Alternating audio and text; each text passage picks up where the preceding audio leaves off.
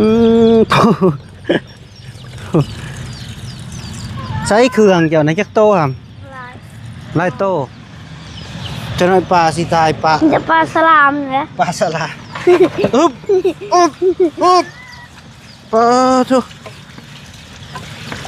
ปลามันออกทางนี้ก็หลายนี่ครับฮะ ทำไมมันออกทางน้อยทางนี้พัดออกหลายกลัวออกอยู่ปะไม่เจ้านี่ได้อยู่หักตุยนี่ เกือบ นะ ตกน้ำไปอาบน้ำควนตีนเขามาหาขวดชวนตีเนี่ย ไผ เดี๋ยวหมออะไร ว้า บ่แท้ได้แล้วชวนตีตลอดแต่ช่วงที่ขาดตีนะ ส่วนตีกับเจ้า ชวนตีเบิดน้ำมันทะเลสมเฮา ว้าโตโพดโพเฮ้ยว้าวอีลีนี่ เลยตัวมันทะเลเปล่าต้องเข้ามาหามึง อ้าวตาก ตากในกวนตีเฮา ตากน้ำกันบ่พี่น้องไอ้เนาะอ้าวน้องสิพาเพิ่นเฮ็ดหยังเด้เนาะเพิ่นสิเฮ็ดหยังนี่แล้วเฮ้ยเฮ็ดหยังอะนะสูบน้ำเฮ็ดหยังสูบน้ำนี่สักเครื่องสักเครื่องแบบนี้ล่ะว่าฮู้จักความฮะ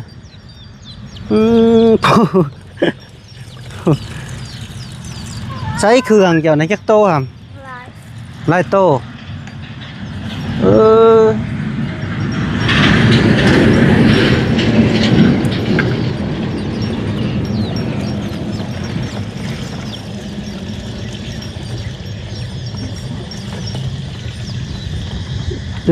แบบนี้ล่ะว่าหามเอ้ยรักษาจึงสักใช้เครื่องจ้ะนะ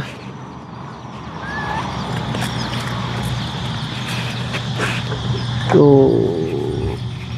เสียตำนาน500 มื้อ เสื้อตำนาน 500 มื้อ 2 ปีเลย 500มื้อ2 ปี 2 ปีแล้วนี่ ปะโตพี่น้องเอ้ยโหยังคือคุณกระดิกระดอแท้ นี่ โหไล่เจ้าซักแล้วบ่นี่ สักแล้ว ซักแล้วเจ้าสิไล่เครื่องบ่นี่ฮะใช้น้ำยาผ้าพนุ่มอีกบ่ไล่ก่อนฮะ ไล่แล้วทีหนึ่งไล่อีกบ่ โอ้ไล่แล้วมันยังคุณอยู่ยังบ่ไล่โคตรแท้เอ้ย ได้เดี๋ยวมาสูบได้นั่นยามันนุ่มขนาดบ่ได้อึด ไล่ไว้บ่เผาปั่นก็อย่าไล่ก่อนเดี๋ยวนั้นแล้วโอเค จำตกหัว ว้าว มันยังไปขาดคจักมือเลยเจ้าบ่อาบน้ำนี่ค่อยถาม ได้ แล้วคือส่งอันเก่านะครับค่อยว่าน้ำได้ก็ส่งตัวนี้ นี่ส่งห้อง2ตัว เพิ่นเปลี่ยนแล้วเนาะ ส่งห้อง นี่จนกาม ส่งห้องมี2 ป ตัว ลาโตปลาสิบ่ตายเบิดอันน่ะเบิดน้องเลยบ่โอ้ปานนั้นว่าพอเบิ่งเอาลงเครื่องนะ ปลาเขาบ่มีได้น้องนี่ จะน้อยปลาสิตายปลา จะปลาสลามเนี่ย ปลาสลาอึ๊บปลาทุปลามันออกทางนี้ก็หลายนี่ครับฮะ ทำไม มันออกทางน้อยทางนี้พัดออกหลายกลัวออกอยู่ปะ ไม่เจ้านี่ได้อยู่ หักตุย นี่ เกือบ นะ ตก น้ำไปน้ำยาก่อนได้แป๊บนึง ฮะ ไปน้ำยาก่อน พอแล้วใส่น้ำยานะคือว่ากินน้ำยาอยู่ เจ้าซักไปโดนแล้วบ่หาม สักได้รุ่นแต่ละ โอ้ เด้ได้ใช่ได้นำมาดิ ใช่แล้วบ่ นี่นี่เด้อนี่ ว่าได้ตรงน้ำมาจาก โอ้ นี่เด้อว่าได้ตรงน้ำจากจะสูบ แขน มาเด้ เป็ อน รอยแล้วนี่หามเอ้ย นี่ รอยแขนแล้วนี่ น้ำอันตรมัด น้ำยังกระดิกกระโดดสูบเดี๋ยวหดสูโมงยังบ่เต็มเลยยอมแล้ว ยอมไว้แท้ อืม พ่อวันนี้คันจะยอมป่ะ เบิ่งเอาอีกจักหน่อยอย่าเฮ็ดจังซั่นโอ้ย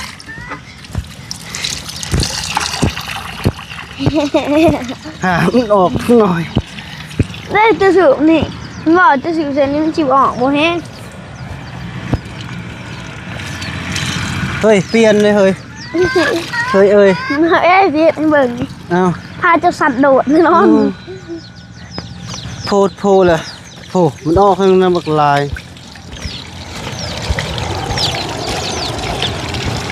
เจ้าเต็มเลยติ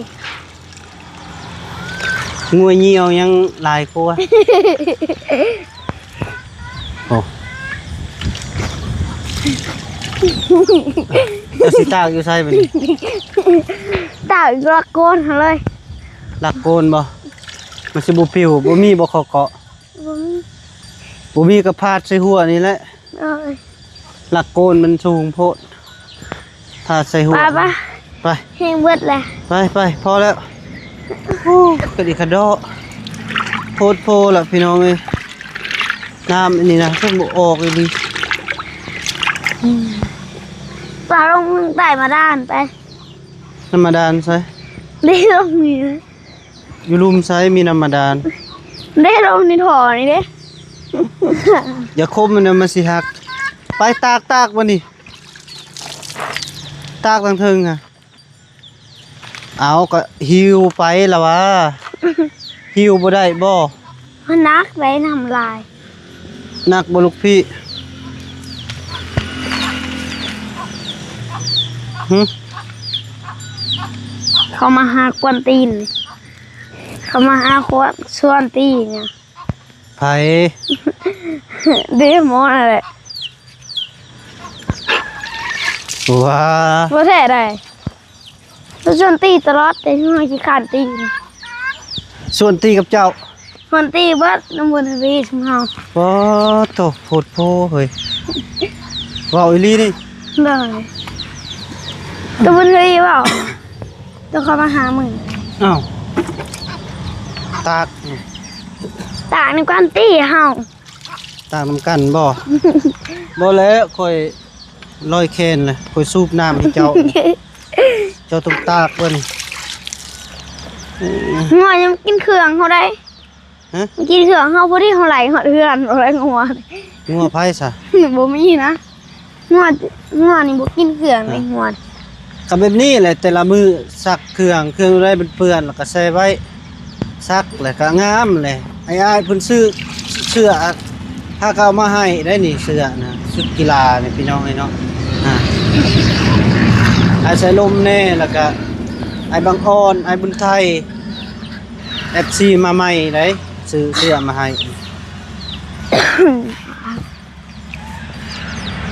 กะซำนี่แหละผมหักผมแพงสิได้ซะคันหักษาไว้นี่มันก็โอเคหำเอ้ยเพื่อนนำใดก็ซัก วัด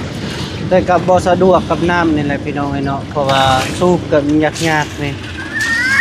น้ำเพิ่นนะ เพื่อจะไข่ได้นี่ อืม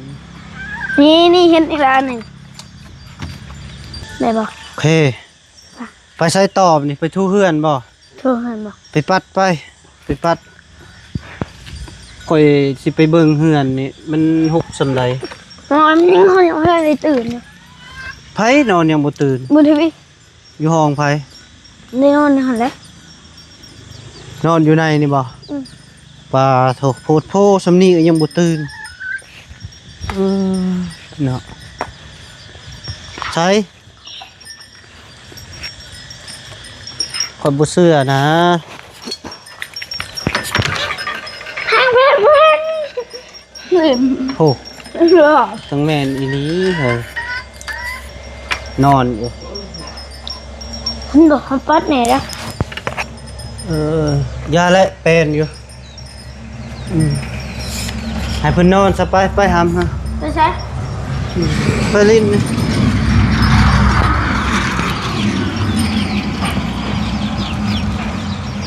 พอดีน้องสิภาคซักเครื่องเรียบร้อยพี่น้อย แป้งโซโลทีบ ตอน ใช่ ซัก ปะ ก็บ่เห็น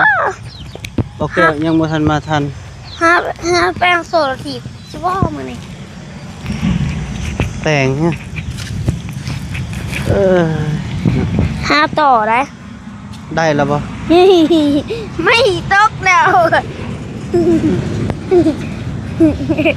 จับดีๆเลยจะน้อยมันสิแตกค่ะ จับเอาไว้ดิพอ ฮะ หามันบ่ได้เลยไม้ของเจ้ามันผืดเนี่ยอะไรก็ถีบห้องเนี่ยมันผืดบ่ อย่าเฮ็ดไปนั่นมันสิหักจัง เห็ดนี่เอ้ามันจังเขาได้ ราคาแม่นน้อยเด้ ห้องนี่บ่เป็นตัวนี้ นี่ผูกเสื้อบักนาอ่ะบ่เป็นนี่ได้สิหยับขึ้น เฮ้ย โอ้ ได้บนนมแล้วสบายเบิด อยู่ดี อืม ๆสบายดีป้าลุงแล้วบ่ สบายดีปะลง เลย มือเข้าคักให้อะไรไป แบบนี้คักแล้วสักเครื่องสักของสบายดีเด้อพ่อแม่พี่น้องพอดีบ่แก้วมาทันน้องเพิ่นตอนซักก็บ่ทันวันนี้ทันที่ตอนไล่เครื่องแม่นหยังนะครับ คนสงกรารเป็นเหมือนตลอด เขาจะหอดสงกรารเลย ก็พี่น้องไอ้เนาะมือน้องไฟฟ้าเป็นโพงโอ้เป็นโพงเฮ้ยเป็นตะยานเว้ยเจะเห็นหยังเจะไปจับหยัง ผู้ใดไปจับเนี่ยมือไพ่ก็เป็นเบัดมือเราตา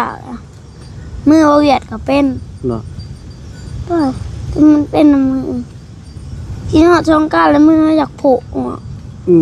มันร้อนเนาะอากาศร้อนเนาะมันจะเฮ็ดจะแตกเนาะ อืม พอแล้วบ่เฮ็ด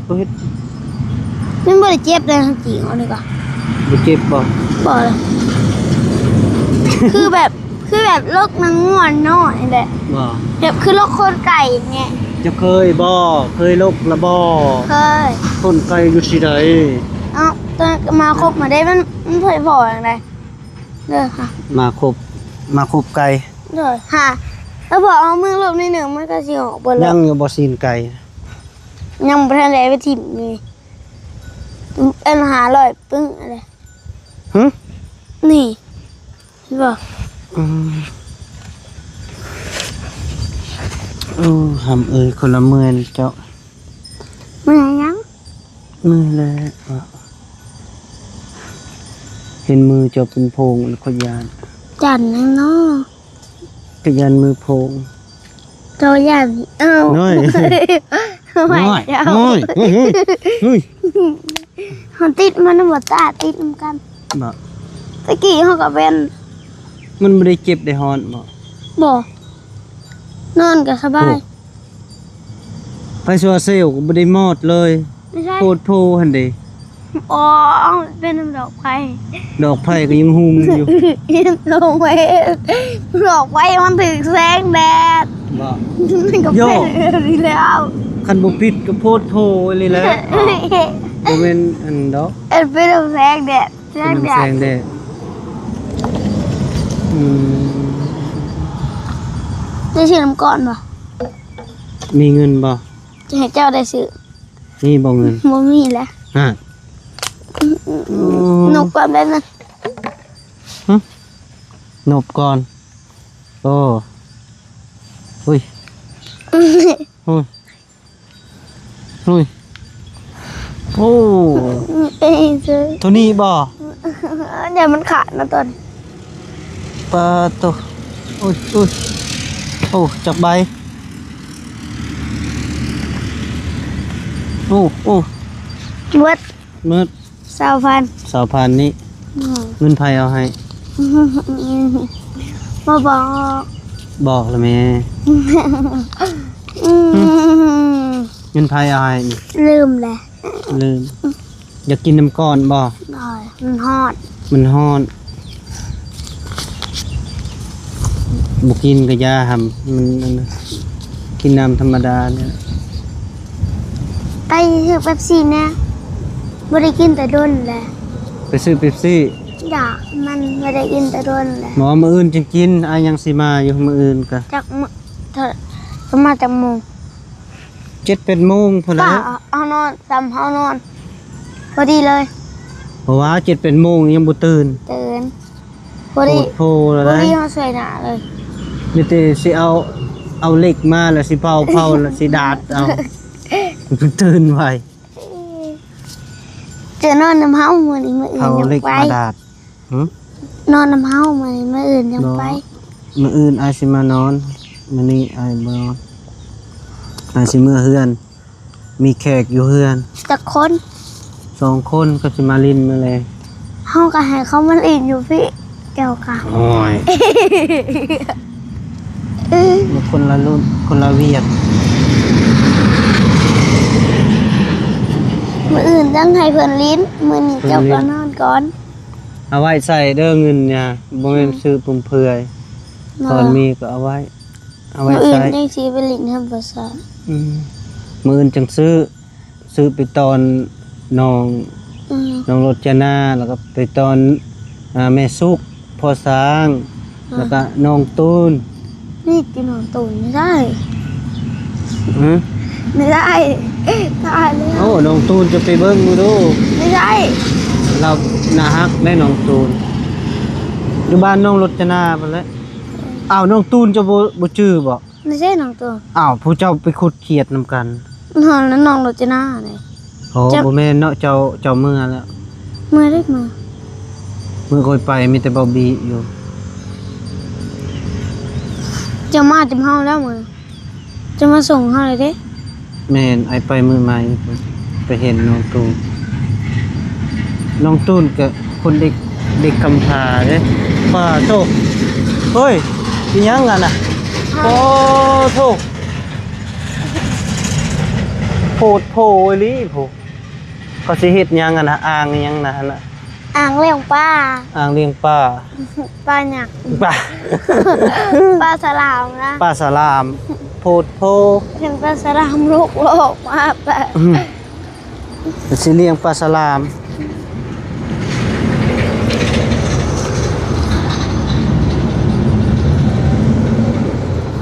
เพื่อแจ้งมาแล้วมือเขาสิว่ามือเขาถึกแผลแล้วมันอยากผูกออกลายๆแล้วพอมือเขาบ่ได้ถึกยังมันสิบ่ออกเด้อ บ่ มันสิบ่ผูกออกเลยเนี่ย